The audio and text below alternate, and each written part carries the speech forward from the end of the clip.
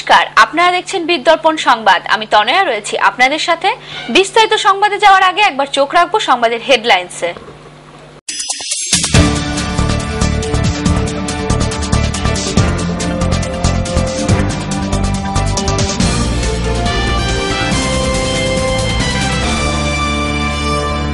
বিশ্বভারতীতে উপেক্ষিত রবীন্দ্রসঙ্গীত শিল্পী সুচিত্রা মিত্র।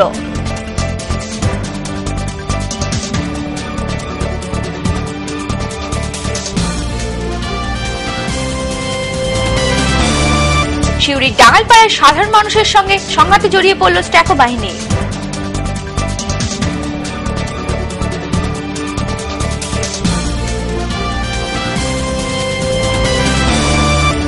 আদিবাসী মহিলাদের উপর যারা নির্যাতন করছে তাদের শাস্তির দাবিতে সরব আদিবাসী উন্নয়ন গাওতা।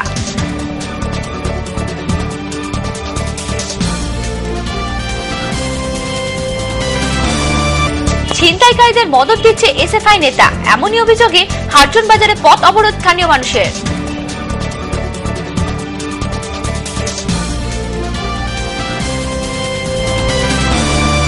বীরভূমে সাড়ম্বরে পালিত হচ্ছে পথ নিরাপত্তা সপ্তাহ।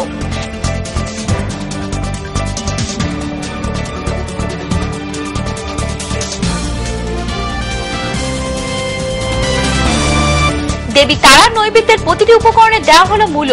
পুরনো পরম্পরা মেনেই এই ভোগ নিবেদন।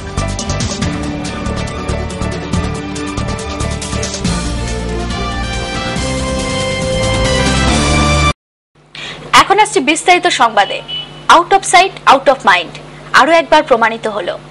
বিশ্বভারতী ভুলে গেল তাদের প্রিয় সুচিত্রা মিত্রকে। প্রবাদপ্রতিম এই শিল্পীর আত্মার শান্তি কামনা করে মস্তক নত করলেন না কোনো বিভাগের শিক্ষক থেকে ছাত্রছাত্রী সকলেই। ব্যতিক্রম শুধুই সঙ্গীত ভবন। নক্ষত্র পতন।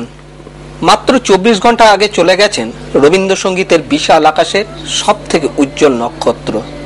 আর সেই নক্ষত্র পতনে সৃষ্টি হয়েছে গভীর শূন্যতা। প্রকৃতির আমোঘ নিয়ম কেড়ে নিয়েছে সবার প্রিয় রবীন্দ্রসঙ্গীতের অনবদ্য শিল্পী সুচিত্রা মিত্রকে। তার মহাপ্রয়াণে সর্বত্রই শোকের ছায়া। কান্নায় ভেঙে পড়েছেন শিল্পী মহল। চোখের জলে তারা চির বিদায় জানিয়েছেন সুচিত্রা মিত্রকে। রবীন্দ্রসঙ্গীতের এই প্রবাদপ্রতিম শিল্পীর চলে যাওয়ায় শোকস্তব্ধ কলকাতা থেকে প্রত্যন্ত গ্রাম সর্বত্র। কান পাতলেই শোনা যাচ্ছে দুঃখের সানাই। এই মহান শিল্পীকে নিয়ে যখন মুহ্যমান প্রকৃতি, তখন তার প্রিয় শহর শান্তিনিকেতন আর সাধের বিশ্বভারতীর কাছে থেকে পেলেন তিনি শুধুই উপেক্ষা। একসময় যার গাওয়া রবীন্দ্রসঙ্গীতে আলোড়িত হতো বিশ্বভারতী, এক লহমায় তাকে ভুলে গেল তার প্রিয় অনুরাগীরা। বিশ্বভারতীর কোথাও সুচিত্রা মিত্রের আত্মার শান্তি কামনায় 1 মিনিট নতমস্তকে দাঁড়ালো না কেউ। যারা নিজেদের রবীন্দ্রসঙ্গীত অনুরাগী বলে প্রচার করেন, তারাও ভুলে গেলেন প্রবাদপ্রতিম এই রবীন্দ্রসঙ্গীত শিল্পীকে। আরো একবার প্রমাণিত হল out of sign out of mind. ব্যতিক্রম শুধুই সঙ্গীত ভবন। বিদর্পণ সংবাদ, শান্তিনিকেতন।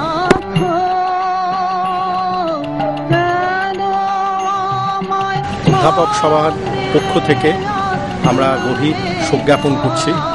তার আত্মার শান্তি কামনা করি। তার পরিবারের প্রতি সমবেদনা জানাই। সুচিত্রাদি বিশ্বভারতীর প্রাক্তন ছাত্রী। একটা ঘরানার শেষ হলো রবীন্দ্রসঙ্গীতে। এক অপূরণীয় ক্ষতি হলো। সুচিত্রাদির স্থান জানি না কিভাবে পূরণ হবে। বিশ্বভারতীর সঙ্গে তার এক নিবিড় যোগাযোগ ছিল। বিশ্বভারতী যখনই ডেকেছে বিভিন্ন কাজে তিনি সাড়া দিয়েছেন।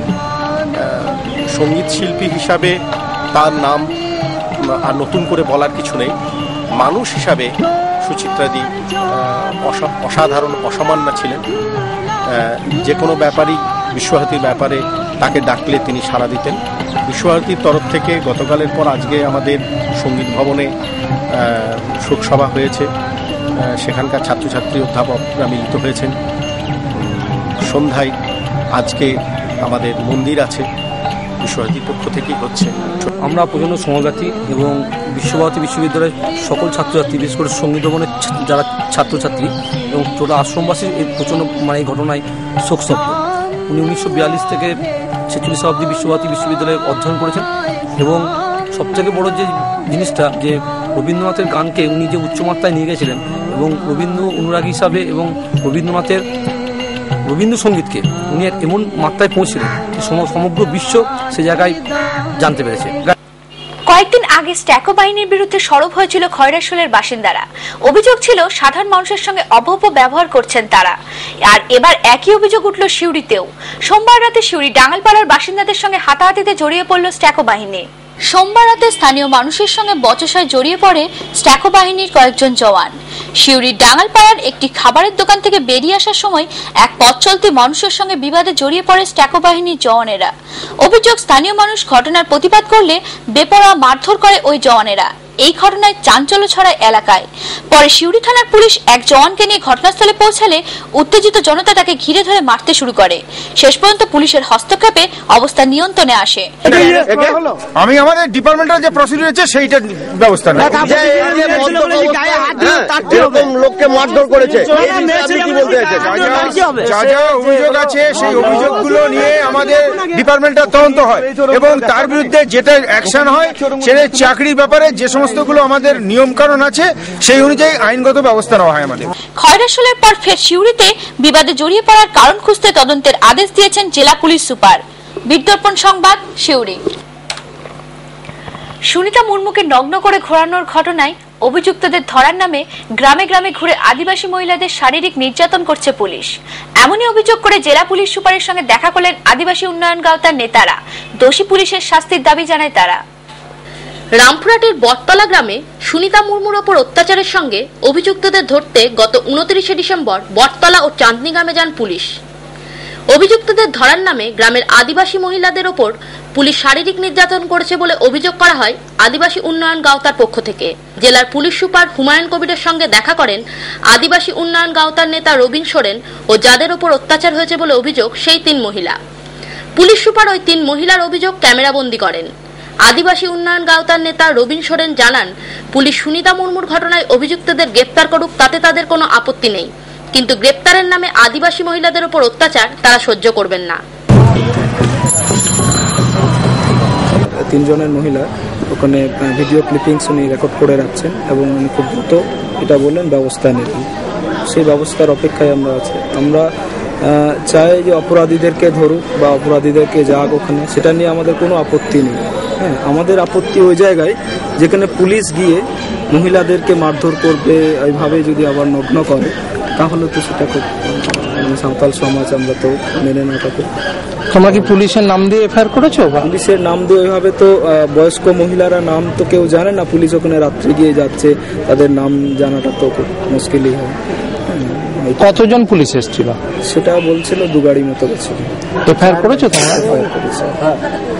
আচ্ছা, তো ব্যবস্থা নেবে? পুলিশ বলছে এটা 1 মাসের মধ্যেই এটা ব্যবস্থা নেবে। বিজ্ঞাপন সংবাদ, সিউড়ি।